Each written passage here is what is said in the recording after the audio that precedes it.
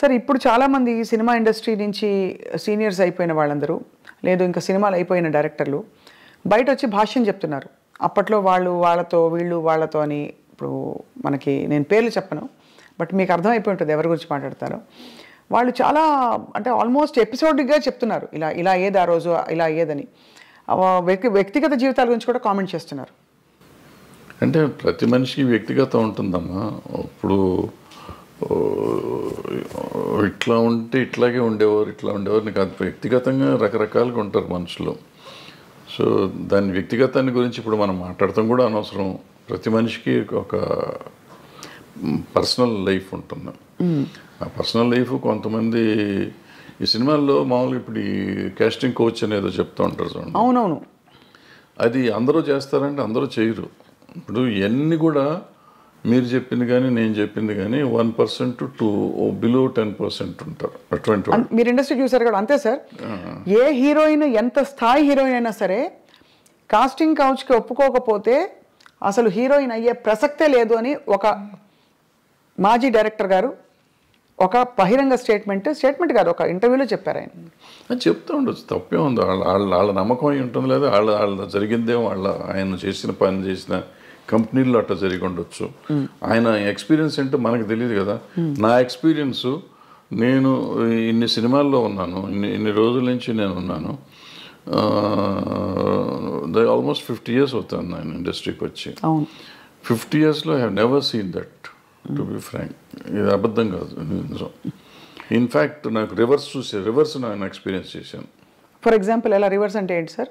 వాళ్ళు they offer themselves, girls women అంటే offer అంటే సర్వైవల్ కోసం అంటారా? ఇంతే పాపం. వాళ్ళకి ఏముంటుంది, భయం. మనం ఏంటో తెలియదు కదా. సో ఇటువంటిది అయ్యి ఉంటుందిలే, మనం ఆఫర్ చేసేద్దాం, ఆయన అడగటానికి సిగ్గుపడుతున్నాడు, మనమే ఇచ్చేస్తే పోతుంది కదా అనే ఫీలింగ్లో. అలా ఉన్నారా సార్ హీరోయిన్స్? అందరూ ఎవరో ఒకళ్ళు ఉంటారమ్మా. ఇప్పుడు వీళ్ళు అడిగారు అన్న ఎంతమంది తక్కువ మంది ఉంటారో అట్లా అడిగే వాళ్ళు కూడా అంతే తక్కువ ఉంటారు. That's why I'm telling you, you are giving a parallel. అది అర్థమైంది. బట్ అలా బిట్వీన్ 1 to 10% ఉంటారు తప్ప. అప్పట్లో సెల్ ఫోన్స్ ఏవి ఉండేవి కాదు కదా సార్. అలా అడగడం ఎలా తెలిసేది మరి వీళ్ళకి? అంటే కబురు పెడతారా? అడగటమే ఇవన్నీ, డైరెక్ట్గా అడగటమే. అడిగేవాళ్ళు అనేవాళ్ళు డైరెక్ట్గా అడగటమే. ఏటో అడిగినా, వీళ్ళు అడిగినా వాళ్ళు అడిగినా, వాళ్ళైనా పెద్ద దానికి మొహమాటం సిగ్గులు ఏముండవు. It's very awkward sir. And అంటే ఇంత బ్యూటిఫుల్ పరిశ్రమలో ఈ ఒక్క విషయం ఇంత చర్చనీయాంశం అవుతుంది గత 10 ఏళ్లలో. అంటే చర్చనీయాంశం అంటే 2 రకాలమ్మది. ఇప్పుడు పిచ్చి ముందా పెళ్లి ముందా అంటే ఇప్పుడు ఇద్దరికి ఇష్టమైతే ఇప్పుడు అడగగానే లొంగిపోతారు అనేది కూడా నేను నమ్మను. అన్లెస్ వాళ్ళకి ఒక అవసరం, నేను దీంట్లో సర్వైవ్ అవ్వాలంటే ఇది అయితేనే అవుతుంది అనుకుంటే లొంగొచ్చు. లేదంటే ఎందుకు లొంగుతారు వాళ్ళు? అలాంటి ఏమంటారు, మ్యూచువల్ బెనిఫిట్ కోసం జరిగితే జరగాలి తప్ప నేనేదో ప్రతి వాళ్ళు ఇట్లా చేస్తారు అంటే జరిగేది కాదు. మీరు ఎప్పుడైనా ఇబ్బంది పడే సందర్భాలు ఉన్నాయా సార్? ఎట్లా అంటే డైరెక్ట్లీ ఆర్ ఇండైరెక్ట్లీ మీకు ఒక కబురు పెట్టి మీ హీరోయిన్స్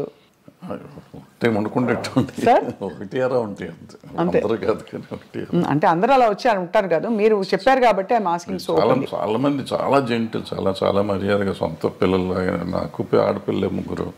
సో వాళ్ళంతా మన ఇంటికి వచ్చి ఇంట్లో ఆడపిల్లలాగా ఉండేవారు తప్ప ఎవరు 1-20 ఉన్నా కానీ పెద్ద విషయం. ఇవన్నీ అంటే ఇది ఇప్పుడు లేటెస్ట్గా మీరు కూడా మొన్న ఆఫ్ రికార్డ్ చాలా విషయాలు మీరు మాట్లాడినప్పుడు ఎక్స్ప్లెయిన్ చేసి చెప్పారు సార్. అదే ఈ జానీ మాస్టర్ ఇష్యూ తెరపైకి వచ్చినప్పుడు కూడా ఈ కమిటీలు వేయడం, వీటిని పరిష్కరించే దిశగా కమిటీల్లో ఉండేవాళ్ళు ఎవరు కూడా దిగొచ్చిన ఎవరు అంటే ఇట్స్ నాట్ సో ఈజీ కదా సార్. ఇవి హ్యూమన్ రిలేషన్షిప్స్ చాలా కాంప్లెక్స్గా ఉంటాయి. మీరు అన్నట్టు ఒక టైంలో ఇష్టం ఉండొచ్చు, ఒక టైంలో కాంప్రమైజ్ అవ్వచ్చు, ఒక టైంలో అది చెడుగా కనిపించవచ్చు, రకరకాలు ఉంటాయి, తప్పించుకోలేని పరిస్థితులు ఉండొచ్చు. ఏమిటవుతుంది sir? What you think is? అంటే ఇప్పుడు మీకు గతంలో మొదటి నుంచి కూడా చరిత్ర అనుకోండి, ఇతిహాసాలు తీసుకోండి, పురాణాలు తీసుకోండి. ఆయన వాల్మీకి గారు దొంగ, ఆయన తర్వాత మంచివాడు అయిపోయాడు. సో ఇట్లా మనుషుల్లో మార్పులు చాలా వస్తూ ఉంటాయి. మారినప్పుడు నేను మారిపోయాను, గతంలో తప్పు చేశాను నేను, ఇప్పుడు నేను మారిపోయి ఉంటే నువ్వు తప్పు చేసావు అంటే దానికి అర్థం లేదు కదా. సో నువ్వు గతంలో నువ్వు అంత దుర్మార్గుడు కాబట్టి ఇప్పుడు ఏం చెప్తావంటే ఇప్పుడు నేను మారిపోయాను, నేను సన్యాసిని అయిపోయా. బుద్ధుడు అంతకు ముందు రాజు, అశోకుడు అంతకుముందు రాజు వీళ్ళిద్దరూ బౌద్ధ మతానికి వచ్చినాక వాళ్ళు ఏమి చేయలే. బుద్ధుడు దేవుడు కాదంటావా? అంతే కదా సార్. సో మరి ఏ కాంటెక్స్లో చెప్తున్నారు అది? అంటే తప్పులు జరుగుతున్నాయి కానీ ఎట్లా ఉంటుందంటే నేను విక్టిమ్ అనుకోమ్మా, విక్టిమ్ కానీ లేకపోతే నా మీద ఎలిగేషన్ వచ్చింది అనుకోమ్మా, సో నాకు కడుపు రగిలిపోతూ ఉంటుంది. అంటే ఇది ఎట్లా ఉంటుందంటే దీంట్లో ఇప్పుడు వస్తున్న ఇష్యూస్ అన్నీ ఏంటంటే ఇప్పుడు ఇద్దరు మ్యూచువల్గా ఒకళ్ళకొకళ్ళు ఇష్టపడతారు. అప్పుడు కూడా కదా సార్, ఎప్పుడైనా కానీ ఇష్టపడతామో లేకపోతే సరెండర్ అవటమో ఏదైనా అనుకోండి. సరెండర్ అయినా కానీ తర్వాత కలిసి ఉన్నారుగా. అవును, నాతో సరెండర్ అయిపోయినాక ఇద్దరు కొంతకాలం కలిసి ఉన్నాం. ఇప్పుడు సరెండర్ అయిన వాళ్ళు నా మీద కేసు పెడతాం మొదలెడతాను అన్నమాట. అయితే సరెండర్ అయ్యి కొంతకాలం అయిపోయినాక నేనంటే వాళ్ళకన్నా మొఖం మొత్తి ఉండొచ్చు, నాకు వాళ్ళ మీదన్నా మొఖం మొత్తి ఉండొచ్చు. అది ఎవరికైనా ఎప్పుడైనా జరగచ్చు. నాకు బయటికి వెళ్తా అంటే వదిలిపెట్ట బుద్ధి ఇదిగా ఒకరికొకరు మ్యూచువల్గా వదిలిపెట్టపోయినప్పుడు ఈ కేసులు గట్టలు కథలు వస్తాయి. అప్పుడు నువ్వు ఎట్లా మొన్నటిదాకా బాగానే ఉన్నావు కదా, ఇప్పుడు నేను అవసరం తీరిందని వచ్చావా అని ఒకళ్ళు ఈ రకంగా ఉంటాయి. న్యాచురల్ ఇది హ్యూమన్ సైకాలజీ ఇది. దాన్ని పట్టుకుని మనం మాట్లాడతాం కదా. ఇక్కడ ఏంటంటే నో మీన్స్ నో మీద మాట్లాడాలి మనం. ఇప్పుడున్న కొత్త సిస్టమ్ ఒకప్పుడు అది వేరు. ఇప్పుడు శీలం అనేది ఒకప్పుడు పవిత్రమైనదిగా మాట్లాడుకునేవాళ్ళం. ఇప్పుడు ఎంతమందికి శీలం సరిగ్గా ఉంది అంటే చాలా డౌట్లు ఉన్నాయి. అంటే శీలాన్ని శీలంగా చూస్తున్నామా లేదా అనేది పాయింట్. అంటే ఇదివరకు ఇట్ వాజ్ అ బిగ్ టాబు, అంటే ఇప్పుడు కాదు, అది ఇప్పుడు మోర్ నార్మలైజ్ అయిపోయింది. సో ఇప్పుడు దానికి ఏమవుతుంది ఆటోమేటిక్గా నీకు ఇష్టం లేనప్పుడు అవుతుంది. రోజు మనకి రిలేషన్షిప్లో ఉంటున్నాం, మనం రిలేషన్షిప్లో ఉన్నామని మనం ఫేస్బుక్లో పెట్టుకుంటున్నాం, ఇన్స్టాగ్రామ్లో పెట్టుకుంటున్నాం, అన్ని చోట్ల పెట్టేసుకుంటున్నాం. నెక్స్ట్ డే ఇప్పుడు బ్రేకప్ అయిపోయామని మనం పెట్టుకుంటున్నాం. సో మనమే అనౌన్స్ చేసుకుంటున్నాం వాట్ ఈస్ హ్యాపెనింగ్. అవును, ఆ తర్వాత మనకే కోపం వస్తే వాళ్ళ మీద కేసు పెడుతున్నాం. ఇది ఇప్పుడు దానికి ఎవరు బాధ్యులు అంటే కలిసి ఉన్నారు కదా. ఇప్పుడు ఏం పోయే కాలం ఏం తీపరం వచ్చింది మీకు అంటారు మా అమ్మమ్మ భాషలో మాట్లాడాలంటే.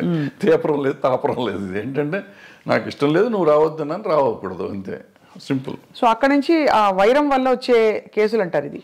కానీ జెన్యున్గా ఆడపిల్లలకి రక్షణ లేదని హేమా కమిటీ రిపోర్ట్ని కూడా మీరు ఆమోదించపోరు.